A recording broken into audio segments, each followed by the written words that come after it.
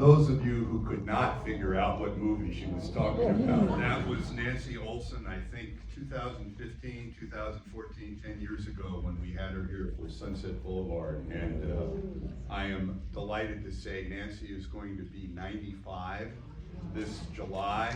She and my wife share the same birthday, and she just got her driver's license renewed.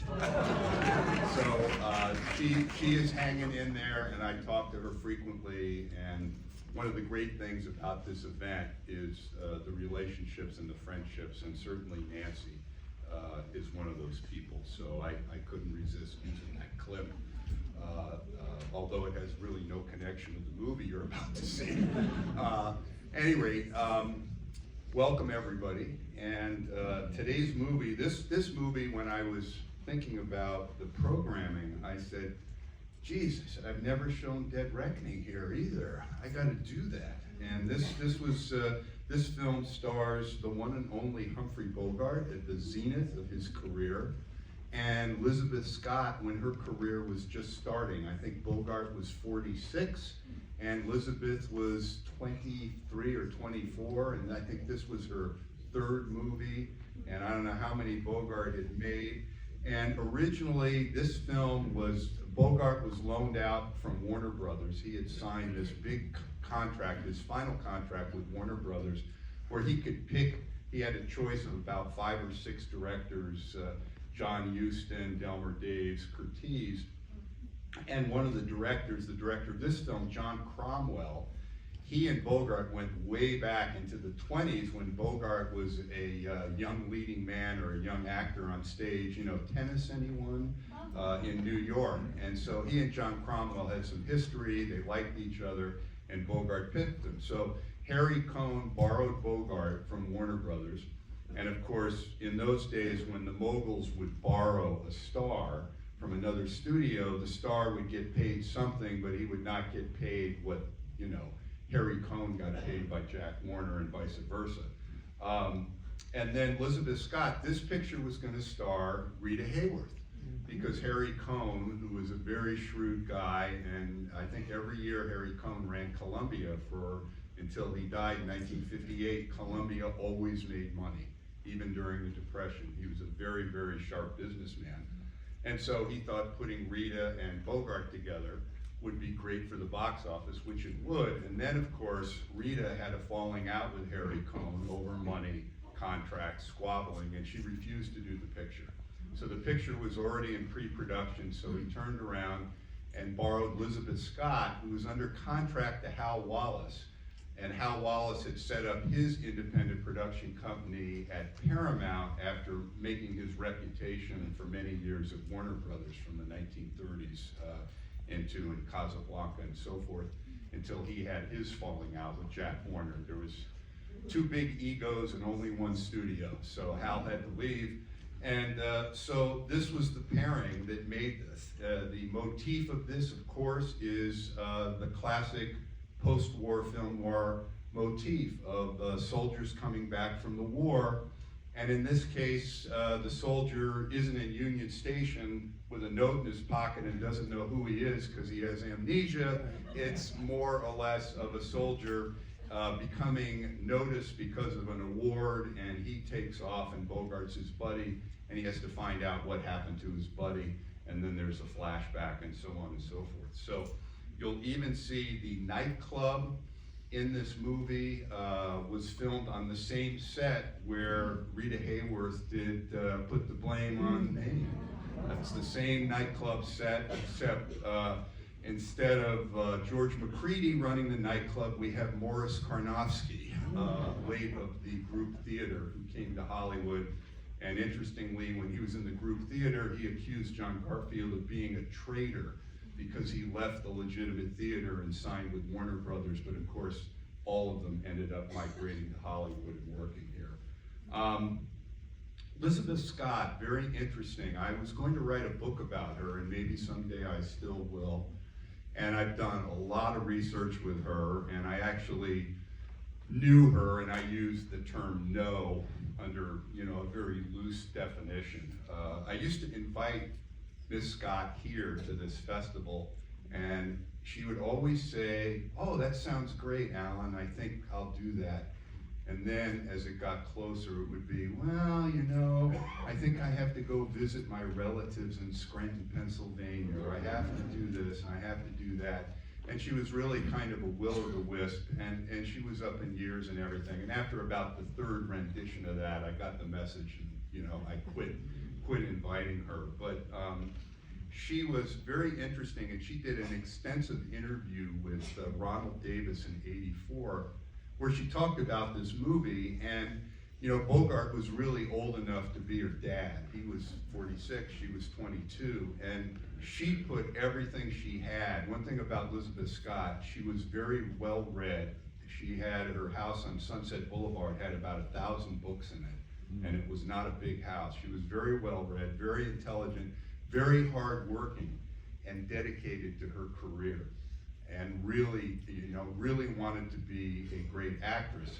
At that time, Bogart was at the zenith of his career. He had just gotten out of his really messy marriage to Mayo Mathieu. He had met Lauren Bacall, they had gotten married, and he would have much rather had been at home with Lauren Bacall or out on his yacht, the Santana, than making this movie at Columbia. So what Elizabeth said was that Bogart would show up at 9 in the morning, would not know his lines, and would stall around, and then he'd have it all figured out by 10:30.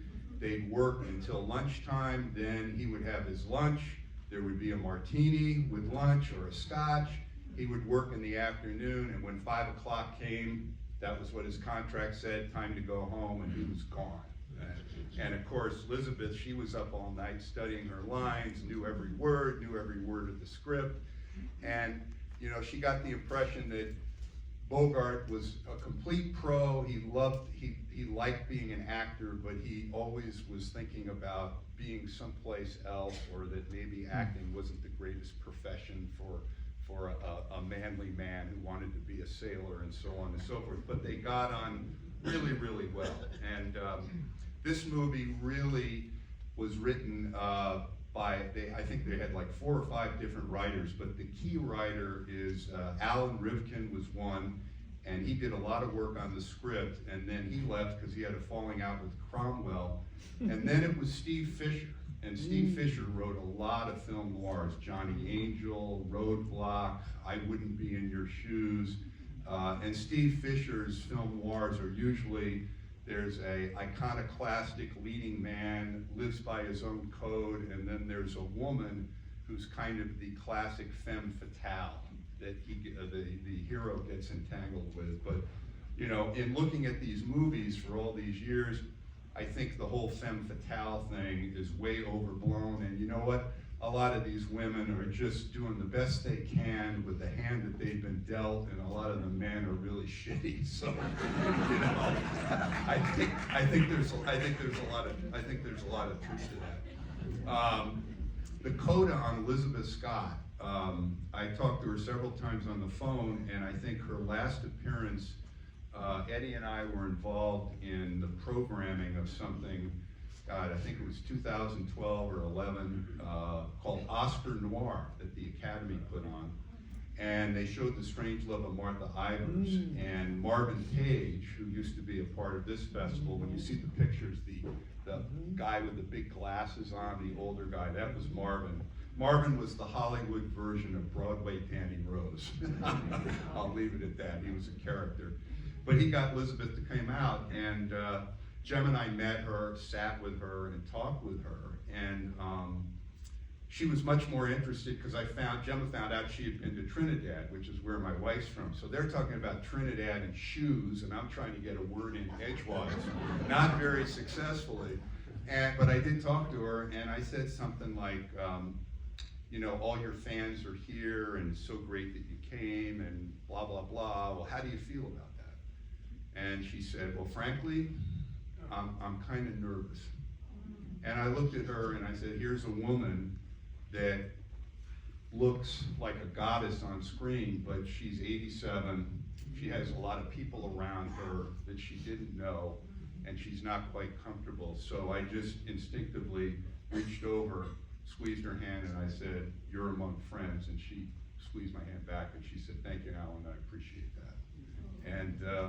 And so that's my Lizabeth Scott story. I think she was underrated, and I think she worked really hard to be a terrific actress. I think she fell short in that. She got the movies that she was good in, they kind of ran out, and then there was a very unfortunate confidential magazine with a bunch of made-up stuff insinuating on her sexuality that hurt her career as well. And so when she retired, she still stayed in Hollywood, and she had saved her money, invested well, and she and Hal Wallis were lovers for many years, and I'm sure he pointed her in the right direction, because Hal Wallis was like printing money during the 1950s with Martin and Lewis and Elvis Presley and everything.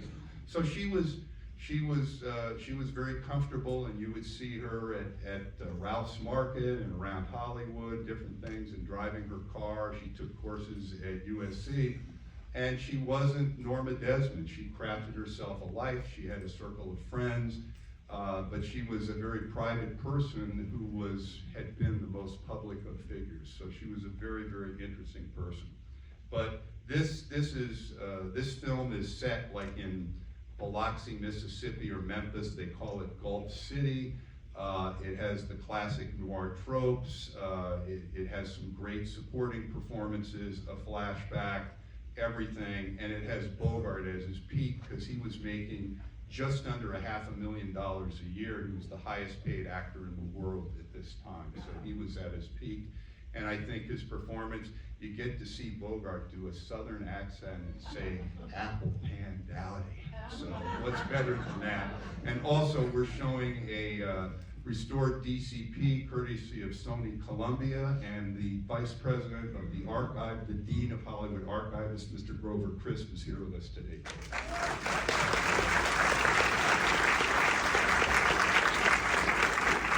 So, I'm out of breath, and it's time to watch the movie. So enjoy Dead Reckoning. Thank you.